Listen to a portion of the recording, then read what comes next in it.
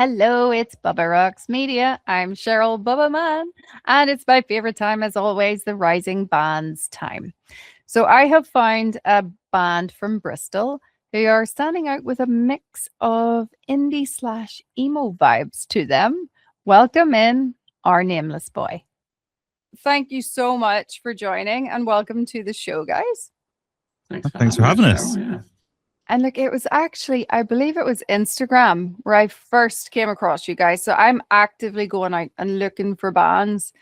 And for you guys, it was this unique combo that I noticed with your sound, which was almost like indie combined with, I want to say, emo. It was a bit heavier than indie. And it did take me back to my 90s days, of like I was into Radiohead and all that stuff back then as well.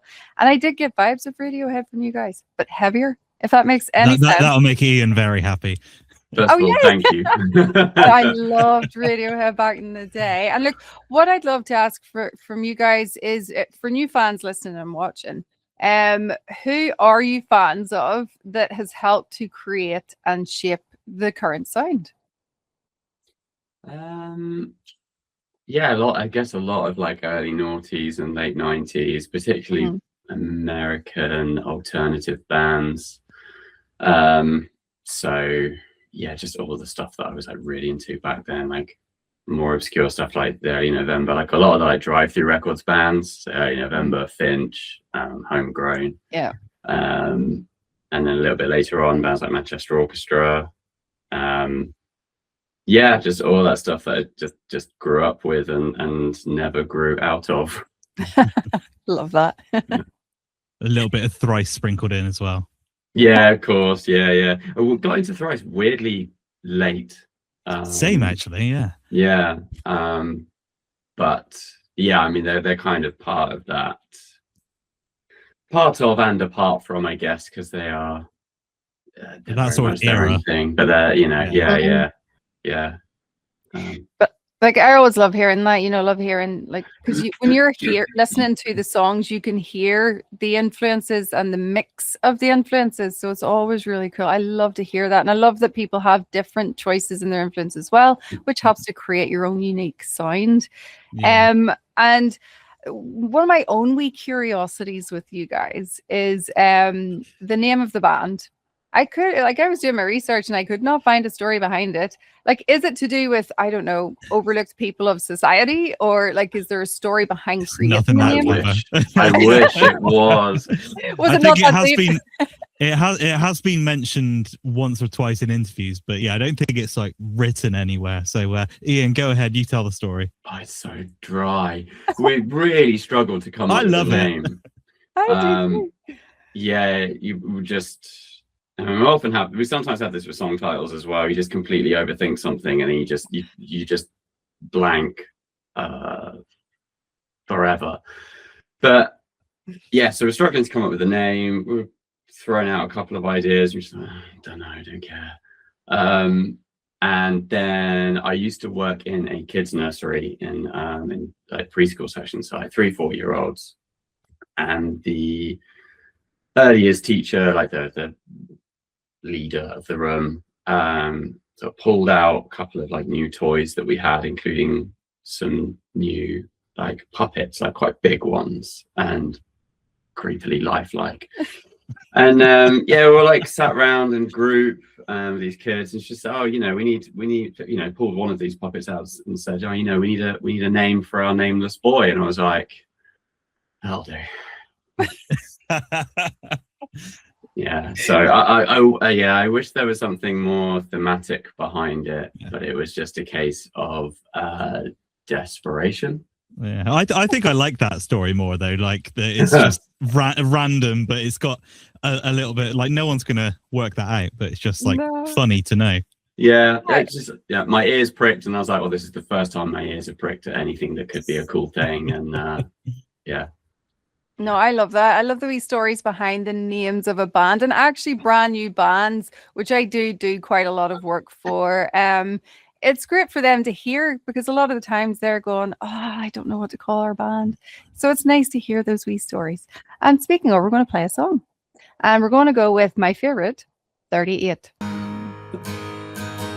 We are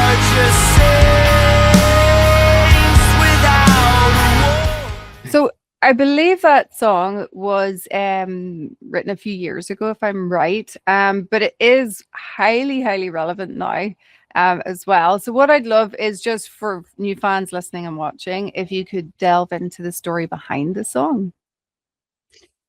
Yes, so you can kind of date when that song was written, the lyrics for it were written, because it would have been just after the invasion of Ukraine.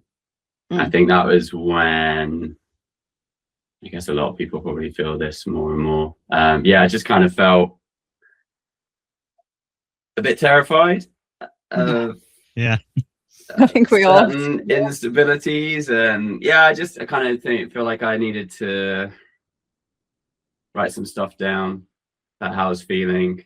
I think it started, I guess still is a little bit scatty when you read the lyrics. They're kind of all over the place, but I'm also very happy with how they've ended up. Because they're kind of, I think at the start of it, it's kind of ambivalent, the perspective from which it's written by, but it's, I guess, kind of, could be anyone's, but kind of mine. And then I start thinking about how it could be from the perspective of somebody who doesn't feel the way I do. And to me, that's,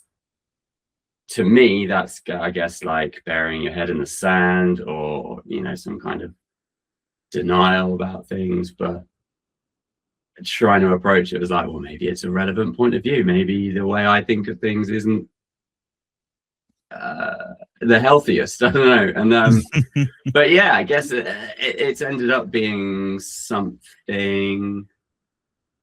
It's ended up being something that feels as relevant now as when I wrote those lyrics, and it has been even a while. worse though, to some yeah, and kind of for that reason, I've been desperate to put that song out, despite the fact it's a weird song. Like, it's not a pop song. It doesn't really have a chorus. It's like a weird long outro. Like it's an odd one, but it's one that I've been desperate to put out, because I guess I've been worried that it would lose its relevance after a while. I kind of don't feel like that, which is quite miserable. Yeah. Yeah. But yeah, it's just about my anxieties about the direction the world, humanity's taking, and how it kind of it feels like we're on a bit of a cliff edge. Or I feel like we're on a bit of a cliff edge. Yeah, and I think it's sort of like a throwback. Yeah, I think the idea of it being 38 is that it's the sort of reminders of like 1930s Germany, or the world in general in the like late 30s. So it's very much like a history repeating itself, possibly. That sort of idea. Yeah, it's very clever and very like relatable, honestly, and it turned out to be my favorite of them all. So, you know, absolutely loved it. And actually, what I also like asking bands who are doing well, and this is for all my wee new bands who watch and listen and DM me, they want me to ask you guys these types of questions. And it's the one bane in all creative people's lives, and that's imposter syndrome. And it's about, you know, writing songs, especially for songwriters. These are, you know, kids that are starting out, and they're like, when do you know that the song is good? Like, when do you know if it's a song that you're gonna release, you know, and when do you know when to stop changing it and adding to it? Is there a way that you guys do it as a band or as individuals that you can help, you know, give tips to these kids, really? I'm not sure really. With 38 at least, it was it always felt quite good. I think there's some things have changed quite a bit, but I think in general, like it's had the bulk of it for quite a while. Yeah, I think my first piece of advice, because I'm slightly worried that I could go off on a massive tangent and take quite a long time getting to whatever points I'm trying to make. So the first point I would make for anyone who is, regardless of where they're at in their journey, like trying to write songs, is just finish them. It doesn't like finish an idea. Doesn't matter how you're feeling about it until you've finished putting everything you feel you need to put down. Because I have several times in the songwriting process where I just think, this sucks. This is not a good song, including one of the ones on the new EP, the last track on it. It was a sketch that was like, there's something here. And then we started jamming it. And the first couple of times that we were jamming it was probably just, you know, unfamiliarity for us all, like trying to figure out where is this song going to go, in terms of arrangement, in terms of how we can like project the vocals and things. I was just like, I hate this. It's awful. Why are we doing this? It's also really hard to play. Yeah. What? Oh no, I'm sorry. I'm thinking of Little Bird, not. Oh, sorry. Yeah, it's really hard to play. And then it's become my favorite one. So the point being, just you don't know until you know. I think with Little Bird as well, you had a lot of you were like, is it something? But then like the rest of us were just like, this is great. Yeah. Like, this would be the best thing we've done, sort of thing. Yeah. So, like, I was the same with Dress Rehearsal, wasn't it? Yeah. And I think after a while, you're just like, okay, now, I can see it now. Yeah. So it's sort of good to have the whole band sort of bouncing around with it, because a lot of time, like Ian said, he'll be like, no, I don't think it's very good. And then we'll be like, no, that is great. And the same with your sketches as well, like the like little demos and everything he comes up with. Sometimes he'll be like, oh yeah, this one's rubbish, this one's good. Like, what do you guys want to do? And there'll be one that he thinks is rubbish that all of us are just like, yeah, that there's something there. So yeah.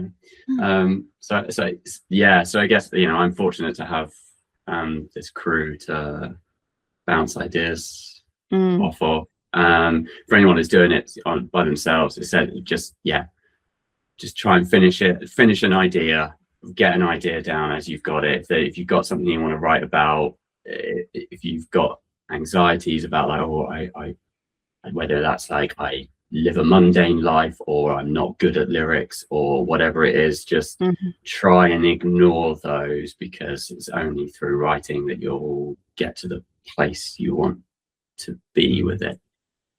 Well said, actually. And trust each other too. Have each other to be able to trust each other on feedback too.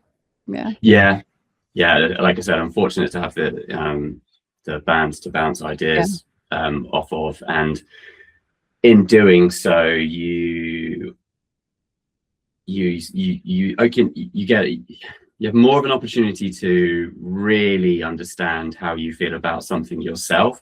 You know, if you have a contradictory idea about something, like how good a song idea is compared to the others, if that thought sticks, maybe there's something to it.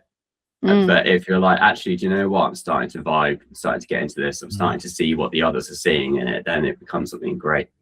Yeah, I think we're all quite genuine with it as well. Like if there's something we don't like, we'll sort of say it or suggest an alternative. So I think we're all very open to conversation about things. There's no sort of like big-headedness or anything like that. It's not like oh no, we have to do it this way. It's very much I don't really like that. I prefer that. And we'll all just be like okay with it, basically.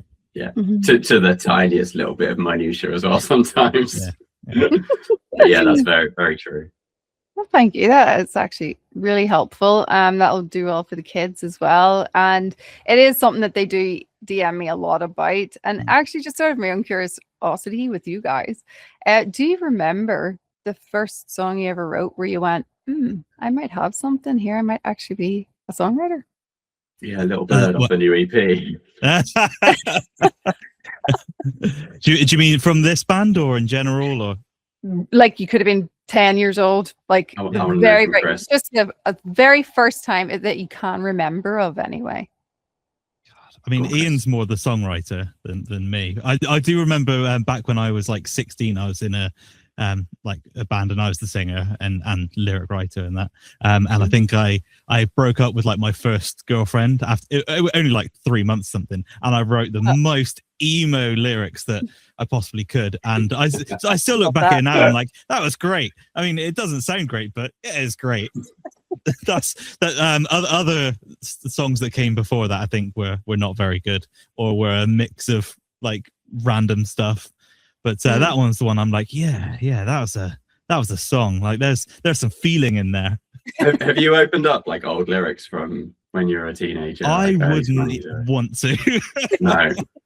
No, it's awful. I think I've still got the recording somewhere as well. Do you keep everything? Yeah.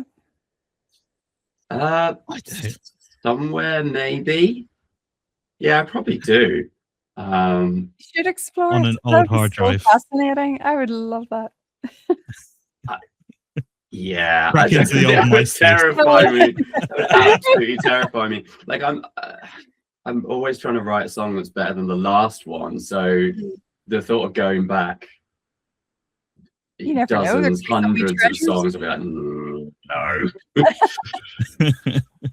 Oh, I love it. Well, look, we're going to play another song, and this time we're going with Dress Rehearsal.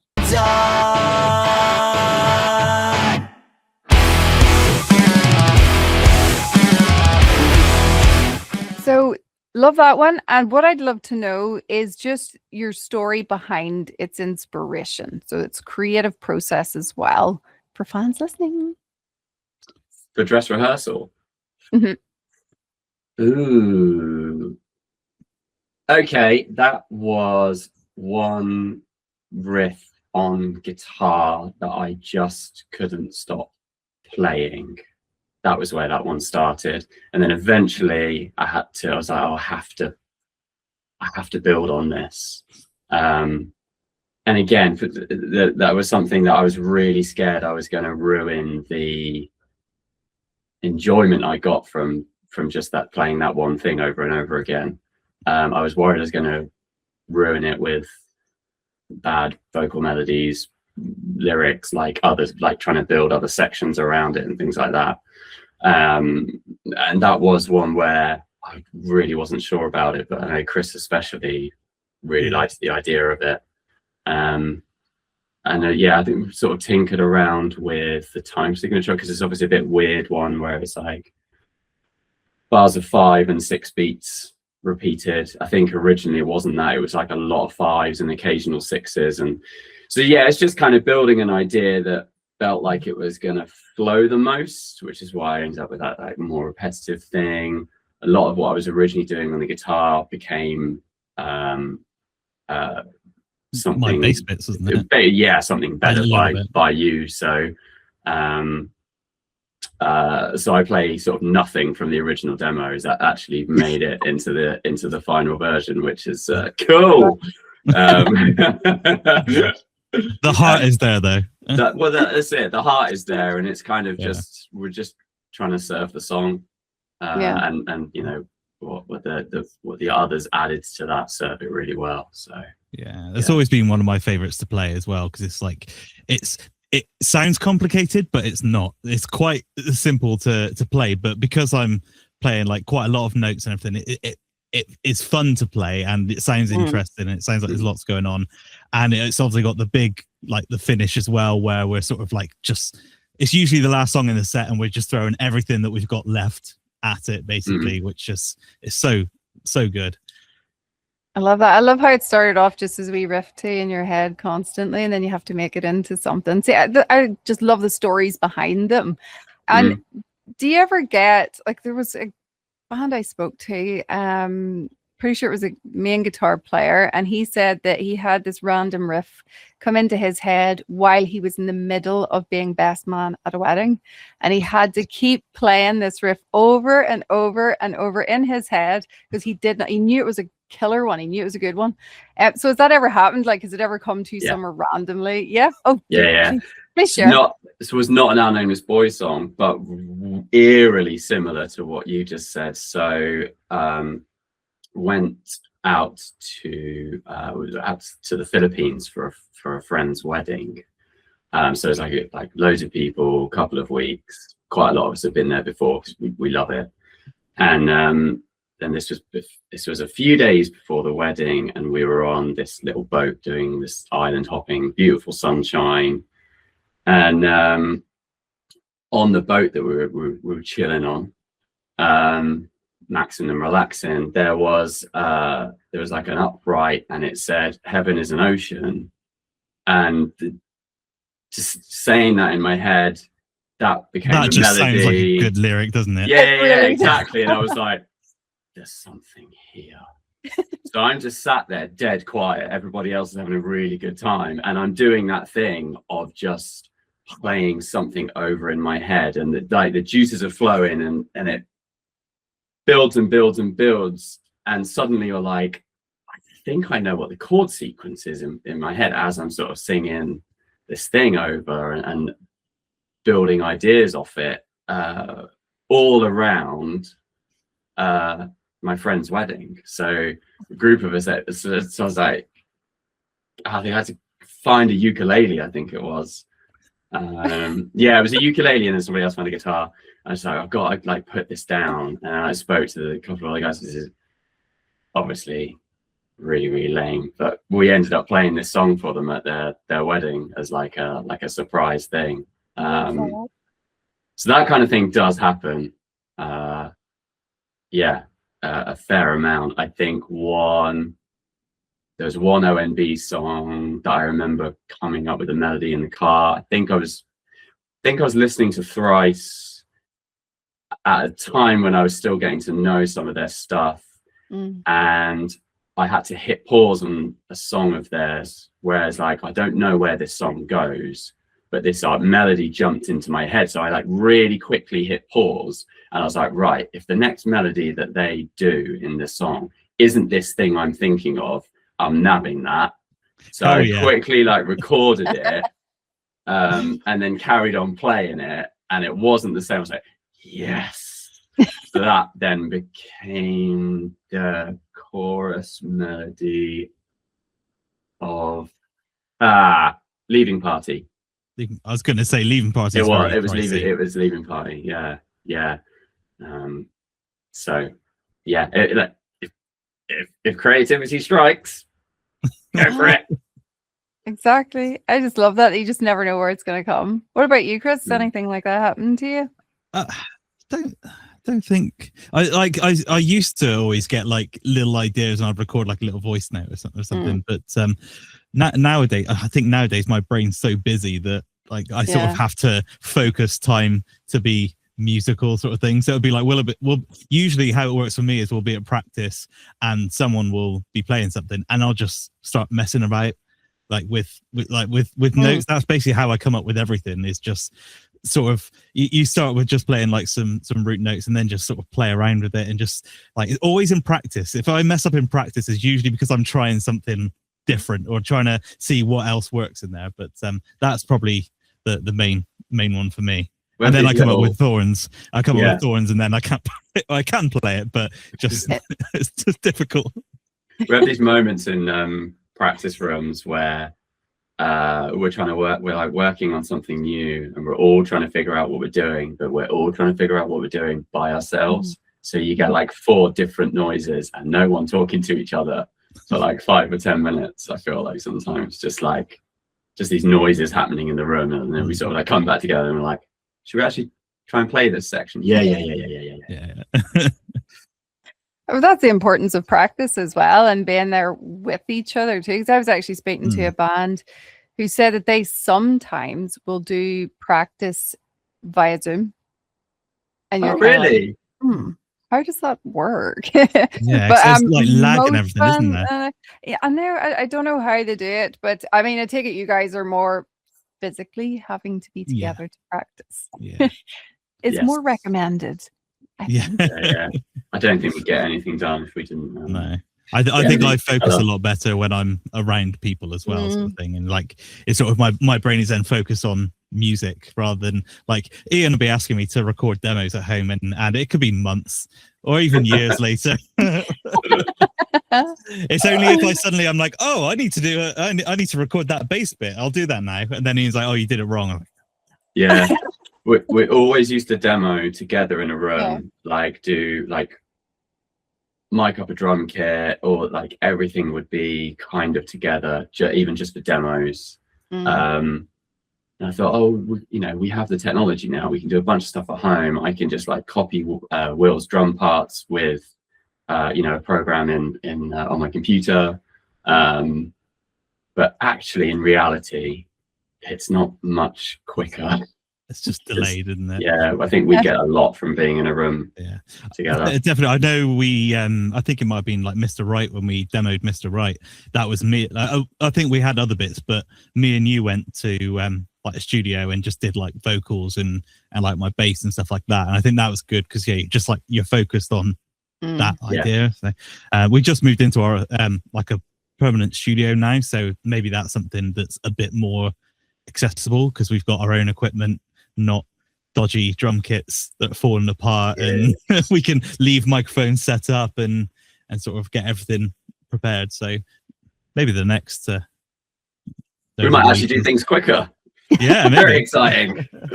Hey, we recorded this EP pretty quick, and that was only like a year after the last recording session. Yeah, and the time before that took about 3 years. Yeah. Well, actually, speaking of recording, I always like to try to get a wee bit of value for brand new bands starting out who may not know the process, you know. So if you can even tell me your favorite part of the recording process and the bit you hate the most, but also the bit that you shouldn't skip on, if there is any of that from a techie perspective as well that can help these kids. I think the favorite bit is obviously our producer Daily George just making everything fantastic and knowing how we should sound, and just watching him play with our pedal board and everything, because I don't know what I'm doing with it. So yeah, the actual recording process is probably the most enjoyable, certainly for me. And yeah, working with Daily in the way he does, and his approach is, you know, get it on the way in rather than fix it on the way out, which adds to, you know, the organicity. That is not a word. Organic. It sounds like a word. It does. Yeah, right. Yeah. That's the part of the process that I enjoy the most, for sure. Mainly guitar, not so much vocals. The bit that I personally wouldn't skimp on is time. Yeah, time with the mistake we've made every time. Yes. So what was that? We thought that the formula was a day and a half. I thought the formula was n+1, so number of songs plus 1 equals number of days that you need in the studio, but actually it's n+2, which we realized last time, isn't it? Yeah, I think with this session, I think we didn't finish too late. It was only like 8-9 o'clock on the last night, I think, wasn't it? It wasn't too crazy, but at least we got it all done in that length of time. The one before we had to come back. It's later than Daily likes to work, I think. Oh yeah. But no, the bit that I was going to say not to skimp on, particularly if you're a full band, is putting a demo together, like having an idea of exactly what you're going to do when you get into the studio, so that you are making the most of your time in there. Like if you know exactly how a guitar part is going to be played, what potential vocals you want to do, like getting them down and seeing how they actually sit, so that you have a really good idea going in of what it's going to be. We on for this for the EP, we even went as far as, and I'm not saying everybody should go this far, but because like we don't play with a click live, and we do kind of like ebb and flow in how we present our music live. We tried to capture that with the recordings by adding in things like slowing the music down where we would naturally slow it down, speed it up where we would naturally speed it up, and all that kind of stuff. And we were even rehearsing before going into recording to those clicks, and trying to figure out like, oh, we actually sped up well over how fast that click is, so we tweaked it and all that kind of thing. So that's really like getting into the weeds of it. But yeah, just having a good idea going in of what you're going to be doing in the studio, I think is really helpful. Yeah, I think it's good. Money. Yeah, I think it's good. It's good for us knowing and sort of practicing to the click, like you said, so we know that we're going to be on the money, and also for Daily knowing the demos and sort of there'll be times where you're sort of listening to the demo before going and recording and sort of like, oh, what needs to tweak slightly, and And I think it's definitely good having a solid demo together that, and it's just basically like replicating it and adding to it, if anything. Yeah, it doesn't have to be perfect, does it? You could go in and say, oh, I've been listening to this final demo and just thinking, actually, maybe we need to do this slightly differently. And then, but you, as long as you've got it in what you would consider to be a good place. Yeah. To be fair, I think Little Bird was a live demo, wasn't it? It's literally just us playing in the practice room. Yes, we didn't have time with that one because we wrote it. What for us is very, very close to. We didn't finish writing it until like really close to recording time. Yeah, that's true. That's all like really, really valuable. That demo, like that's really good value there. So thank you so much, guys. Really appreciate that. And look, we're going to play another song, and we're going with Mr. Right.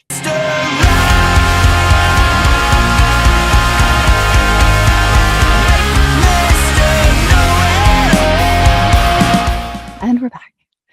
Okay, so with that song, I'm quite curious as to whether that was a smooth sailing creation or were there challenges when recording and writing it? I think that one evolved quite a bit, didn't it, over time? I love hearing that. Because that was sort of, I think that was started to be written or was in a process of being written before I joined the band. Because then I joined and the idea was, we would really like to be playing this song in like a couple of months' time, sort of thing. And I think by the time we did start to play it changed a lot. And then by the time it came to actually recording it changed even more. So I think it's quite a long one. Yeah, I think in terms of arrangement, that is definitely true. As it's one of those that there is a lot going on in terms of arrangement. Like it's not a flat, like two distorted guitars, bass and drums just sort of running all the way through the song. I think in terms of the structure of the song, I think it was mostly in place, but just like acoustic. I've definitely got some pretty full, as in like 4-minute long acoustic demos of it. But what it was ultimately going to sound like is one of those where it's like, oh, this sounds cool on acoustic. Is this it? Don't know. And then to sort of hear what the others then brought to it and how that changed the dynamics of the song. Without that, it wouldn't sound anything like it does now. No, I think the vocal harmony, I think that sort of felt very natural to me in it. Like I think we were in practice once and I just started like humming it or singing it or something because it felt like it needed to be that sort of haunting side to it. But I think the interesting thing with Mr. Right as well is it's gone through a few guitarists as well, because it was sort of kind of written before me and the previous guitarist Ben joined. Then me and Ben joined and it was written in a different way. And then when it was actually finally recorded, Ben had left and Ewan had joined. So Ewan had tweaked it a little bit as well. So it was what he did. The thing that man does with the Digitech whammy. Absolutely phenomenal. So cool. In terms of challenges, one thing I do remember, and this is classic Daily George for anybody who knows the producer extraordinaire based down in Southampton. We were recording the vocals for the chorus, and we had some harmonies in there. They were all lower than the main part. Oh God, I remember. Daly was like, I think I hear a higher harmony. We're like, oh great, yeah, cheers Ben. Right, great, okay, cool. Got to go in and do that. And it's like, I think because we were both in the room doing it like as a sort of gang vocal thing, and it was very much like I think I've got a video of us doing it, and then just being like, oh yeah, can you do a higher one? It's like, oh my God, and just both of us just trying to sing pretty much as high as possible. Yeah, but it made it and it sounded great. So absolutely, the challenges you need. It also shows though that the band's journey, even just with writing songs, but also as a band in general, that evolving is just part and parcel of being in a band. Because that's the other thing that nowadays brand new bands are facing, where they feel that they have to be perfect and evolved straight away. when it's just not the case. Every band I speak to, there is involvement, and it's just part of it, you know. Yeah. Anyway, fun question time. This is one of my favorites to ask, and it's, if you could take the band to any decade to perform, would you go back in time? And if so, what decade? Or would you take a risk and go forward in time? And you have to bear in mind that you only have the technology of that decade that you're going to. So the apocalyptic wasteland then. I mean, the obvious answer for me would be the like early 2000s, I'd have thought. Like, I don't think we're using that complicated technology. I think most of the technology probably existed back then as well. None of us use Kempers or anything like that. We're all old school. We're pedals. We're pretty OG. In fact, your amp is from like the 70s, so love that. 1981. 1981. There you go. Still older than me. Yeah. Yeah, I guess it would. It'd probably be the early noughties. People would want to listen to us. Good time then. Great. Yeah, I like to fantasize that we'd have done all right in the early noughties. Yeah. Complete fantasy, but one I like to have. Like, I was actually when I was watching some of the videos, I loved the video for 38. It's really creative. I absolutely love it. So who is the person behind basically the creation of that video? And do you have tips and tricks for new bands starting out on creating a good video on a budget? Get someone with ADHD that will just power through and plan everything. And edit everything. Yeah, I think it was it's sort of an idea bounced, but like I can't remember who originally came up with the idea, or if it's just a natural sort of bounce between me and Ian. And then what sort of usually happens is one of us will have a bit of an idea, or we'll sort of bounce an idea around, and then I'll be like, okay, give me a couple of hours sort of thing, and I'll just like bang out a storyline of my brain sort of like just evolves to it sort of thing, and then I'll pass it by Ian, see what he thinks, and we'll like tweak some bits. But 38 was we sort of had an idea of what we wanted to do, and like Ian wanted to do like a black and white sort of plan, which I loved as well. Will, the drummer, did all the filming, or majority of the filming for it, and then I edited it, the first time editing a music video. So it was very fun because I'm sort of like learning on the job, because I think because we had this sort of vision in mind with it, how we wanted it black and white, but then it's maybe going to change to color and like things like that. I was like finding out how to randomly make a couple of things of color like come up sort of thing. So you notice that it's black and white, and then sort of 2/3 of the way through you start to see a little bit of color in the clowns' faces, and then as it gets to the end it's sort of all in color.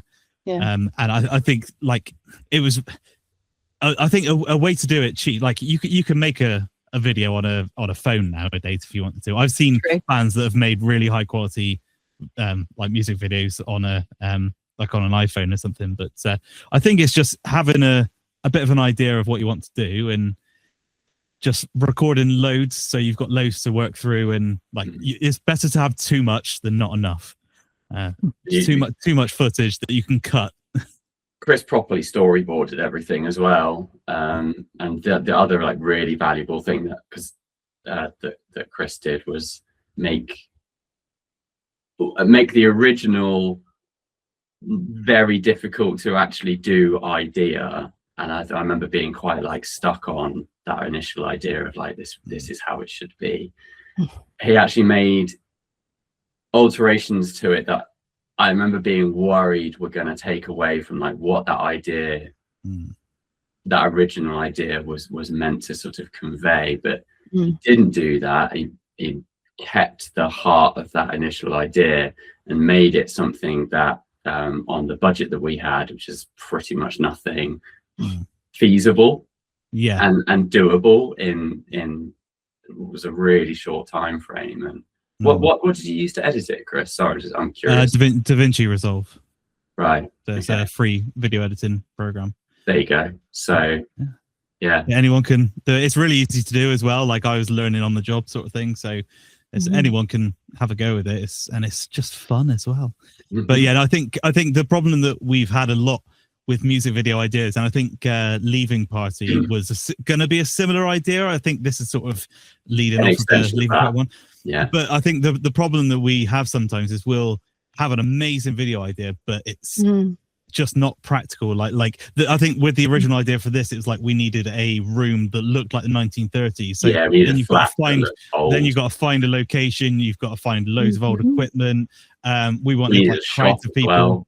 Yeah, crowds of people. And I think even trying to get, like, I think the Mr. Right one was very much a short sort of idea as well. But it was like, you sort of think, oh, it'd be really cool if we have like 20 people here, but trying to get 20 people, even like friends, trying to get 20 people together on the same day in the same place is just like nigh on impossible sort of thing. So I think, especially with like 38, I started thinking a bit more practical, like what can we do with not many people? Because like you can easily drag 3-4 friends together to do a little bit for an hour or so, but trying to get multiple people together at the same time is just impossible. So it was like, okay, let's, instead of having 2 people or 2 or 3 people in this scene, we can just do it with 1, but make it still have the same effect. And like the clowns idea is like we had like two people as like the alternative clown sort of thing.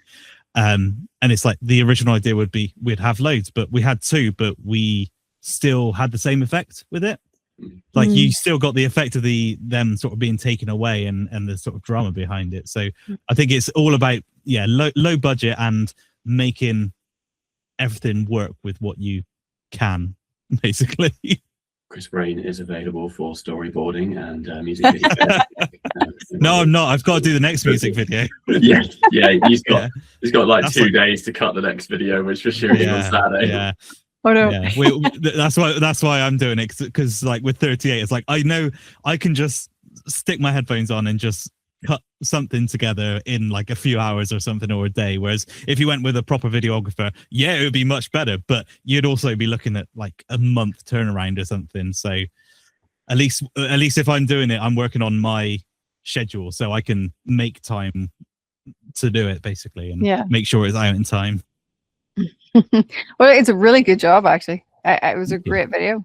Good. Well, I'm very pleased with it. No, awesome job, and actually really good value there too. And we're going to play another song. You just actually mentioned it there, Leaving Party.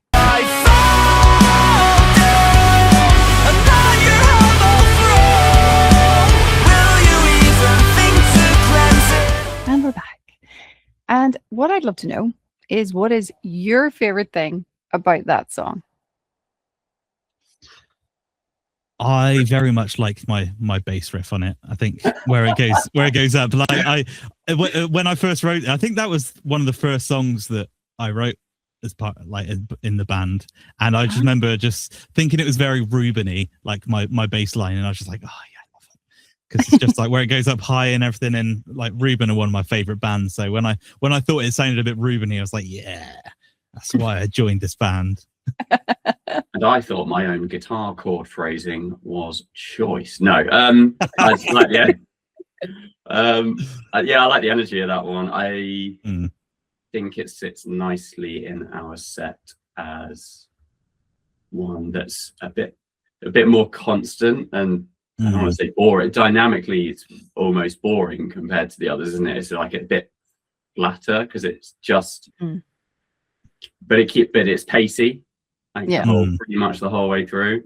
And it has got the little sort of pullback for the chorus where it's like but still like, you're still kind of gunning a little bit, like it's it's weird because, like, I think if you look at it on its own, it might feel a little bit out of place, but then, like you said, as part of the set, I think we've got quite a lot of different dynamics that it really does on the overall sort of thing. It does really fit. I think at the time as well, it was probably, compared to a lot of the stuff that you'd written before then, it's quite different to that, I suppose, whereas it fits very nicely with like Dress Rehearsal and like Thorns and Not My Name, so like all of those, it's very much the same sort of leaning into our heavier side, and especially leaving part 2 is a bit like Ben, our old guitarist, is very like punk heavy, so it's got that sort of energy from that. Yeah, and actually this was something that I have stumbled upon lately with new bands asking me this. When you're writing songs and you have do you have in mind how it's going to translate live? Because some of them have the dreaded song, the song that makes them a little bit anxious. And I think you guys kind of touched on that a wee bit earlier. The song that you're a bit more anxious about performing. Do you have that? Do you have ways for these kids to deal with it? And even, is there tips for when writing to translate them into live so that maybe you're not too anxious, but to also just show them, look, it's okay. There's always that song that's going to make you a wee bit anxious about performing. Yeah, I think it's good to get playing the songs live. Like Little Bird is the only one that we've it's probably the only song ever that we've not played live before recording or anything. But usually we'll play a song live a little bit, and you'll notice a lot of it changes because you feed off the crowd a little bit. So I know My Name, I remember there was like the sort of middle 8 section has changed quite a bit where we played it live and it maybe didn't feel like it sort of suited quite as much. So, but like, it doesn't make it bad. It just, you find what works and what doesn't. So you'll tweak things, and it might be that you change a vocal line or you change a whole riff. But I think playing it live definitely helps to sort of evolve the song a little bit. As far as anxiety, I mean, like, I don't know. I think just practice lots, basically. Yeah, I think like Thorns off the new EP is a good example for me. Like, I had anxieties as to whether that song was actually even any good. There's which I have a lot, to be fair, and some would say for good reason. But with that one, going through the process of demoing it, getting the feedback from the rest of the band, and in recording, and like, we came out of recording, I was like, oh, this is actually a really good song, but still really difficult for me to perform, because it's vocally pretty up there, and I made this very silly decision to play a lot of really weird chords as well, pretty much throughout. So it is difficult. So yeah, it practice is the biggie, and just over and over again, like, drill things and try and have like a focus. Like, if you're singing and playing guitar, like I do a lot, if you can get one of those by itself, let's say guitar, to a point where you're not really thinking about it nearly so much, you can focus in practice just on your voice, and you can start to pick out the bits of the song that you're struggling the most with and focus on those, and like try and give it more, try and give it less, like understanding where you're falling short of like a transition between notes and all that kind of thing. Like, and that it is just time and drilling things, really. And if you're really anxious about it, tune your guitar down. No, I think that's right on the just like practicing them separately as well. Like, a lot of the times before a show, I'll just be like on my lunch break or whatever, and I'll just be playing the set, but without doing my vocal side. And I think because of that, you're just focusing on playing the bits. So when it comes to singing and playing, you're really concentrating more on singing than playing, because you've ran the playing side. No one can see on the camera, but I'm moving my hands like this. But yeah, I think because you're sort of focusing on that and not having to think of two things, you're getting that side perfect, that then the vocals you can shift your focus to that side of things, basically. I don't know how you do it. Like, I tried to learn guitar there recently, and I was literally at the top string, one finger, come as you are. That's all I've got to. It's just really hard. It is literally all practice, and like, you start somewhere. Everyone started playing Smoke on the Water or like Black Sabbath or something, and then I haven't evolved much further from there, but some people do. Oh, well, look, we're going to be actually playing out with Not in My Name. But before we do, what I'd like to know, first of all, is what do you guys hope that your fans take from your music overall as a whole? What message do you hope to prevail to them? That's a good question. That's a really tricky one. Sorry, I'm conscious this is radio and I need to not have complete silences the whole time. I must admit I use lyric writing especially, but also just, the genre of our band as an outlet. So I don't always write about like super happy things. I often write about things I'm trying to process. So if I hoped that people that listen to our music took anything away from it, it would be you're not alone. Catharsism is great. And I don't know. Help me out here, Chris. Well, I was going to say, like the sort of relating to it, sort of thing, because you're writing it from like your position or like your feelings, and like I said, a lot of people will be in the same sort of like 38, especially, and is about how the world isn't great at the moment, and you're not the only person in the world that feels like that. There's probably 90% of the world at the moment feels like, what on earth is going on? This is really scary. And I think like a lot of our music is sort of relaying a feeling that like Ian's going through, or we're all going through, and I think people can relate to that. So I think relating and knowing, like Ian said, knowing that you're not alone in how you're feeling about the world is probably a very, very good point. Just cut my bit out in post. That was perfect. Thanks, Chris. Yours was good. And like it's just ultimately summing up basically what music is and what bands are, and it's, having someone that gets you. They've written a song that relates to you, and it's incredible and powerful, and that's why I love music. I've always been a fan of it and always will be, especially human-made music.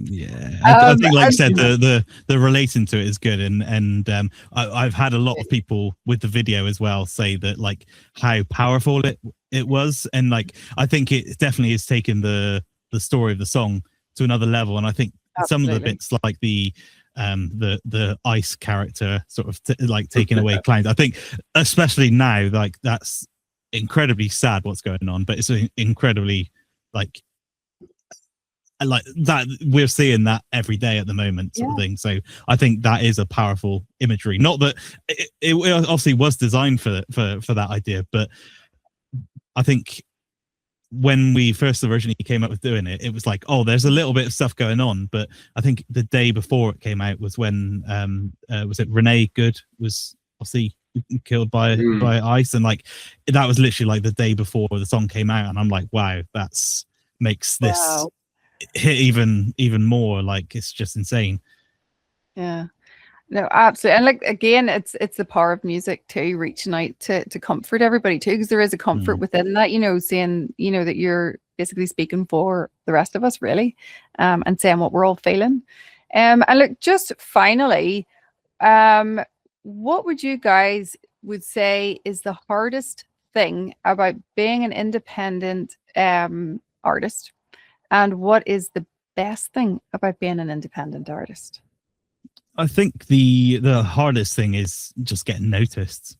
It's simple as that, really. Like from getting gigs to like picking up bands. Like a lot of our shows, like we've got a little run of shows in March, like outside of Bristol, and I'm organising them myself, because half the time we're reaching out to promoters or venues and just getting nothing back, and no one's sort of booking us. So I'm like, I'll just book ourselves then. Like I'm happy to promote the show, and like the last tour we did, I organized it all, because it's like I could spend months trying to reach out to promoters, and I understand the promoter's point is, why would I put on a out of town band that I don't know, probably isn't going to bring anyone and make any money, sort of thing. Yeah. So like it's understandable, but it's obviously frustrating for a small band. But yeah, I think that's we did break even on that tour though, so you know there is hope. Apart from the last date. Okay, the we mostly the last broke date even. we lost, yeah. But we mostly broke even. But yeah, I think that's probably the hardest part, is the getting noticed by fans. And obviously, I don't know if it's Bristol especially, but there are so many bands in Bristol. It's like a hub of music. And we got our first BBC Introducing play last week, I think it was, which like was huge to us because Bristol is such a busy market. And I think that Introducing is basically all, like, I think it's Bristol, Wiltshire, Gloucestershire. So there's like a huge range of things, and to finally get noticed amongst a massive pool is great. Yeah. As far as the best thing, I suppose it's the freedom to release the music when we want, release it how we want, do shows when and how we want, play where we want. So like we wanted to play in Brighton because we love Brighton, so we booked a show in Brighton. To have the only pressure be from ourselves is quite nice. You know, it's a privileged position to be in, I think, in that regard. I think from being like we all work full time, so I think it's not like we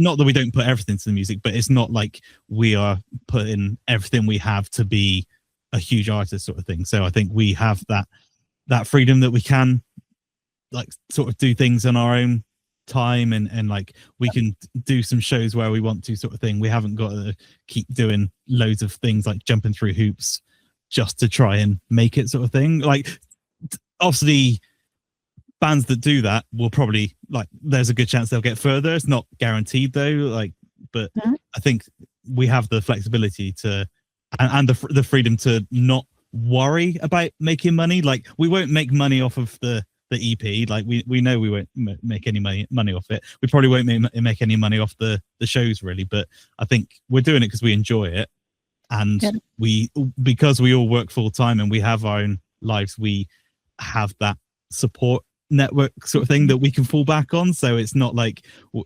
we're going to go on tour and lose thousands of pounds and be like hugely in debt. Like we'll be average in debt and just be okay. Oh my god, that's so fair and so honest. I really appreciate that, guys. And look, you know, I will continue to fight for new bands and rising bands out there. I do believe that people need to give them a chance and start listening as well, which is why I do what I do. And look, I really, really thank you guys so much for hanging out with me. It's been such a laugh, and you guys are so valuable. Everything you've given here today is so insane. So I'm excited to see more to come from you guys as well. And appreciate you having us on. Thank you. Thank you. Thank you. And look, here it is, guys. Not in my name.